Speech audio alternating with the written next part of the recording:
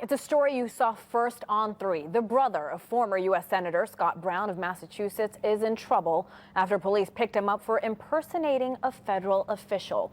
O-Line police say Bruce Brown was walking around dressed in police gear, carrying a gun, and driving a car that looked like it was undercover. Channel 3's Robert Goulston has that story.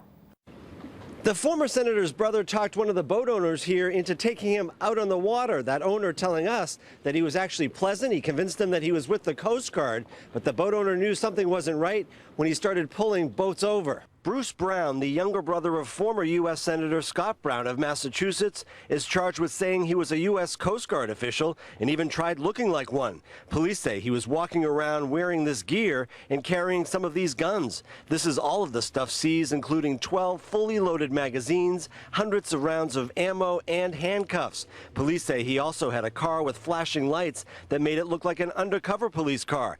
His fiancée was renting the house. He came down to visit her for the day. He was only going to stay for a couple hours, and then he stayed around, and it just kind of exploded out. The boat owner who took Brown out on the water told us the 49-year-old was very polite, and he looked like a Coast Guard official. Once they were out on the water, Brown said, "I'm commandeering your boat," and then started ordering the boat owner to pull up along other boats so he could check their registration. After pulling over 2 boats and a jet skier, the boat owner didn't feel right, so he took Brown back to the dock. One younger girl said she interacted with him at the fiancé's cottage.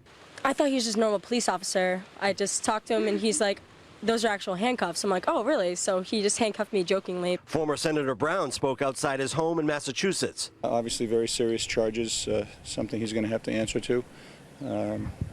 We don't see him too often. He's in Connecticut and pretty much estranged from the family. But I feel bad for his kids.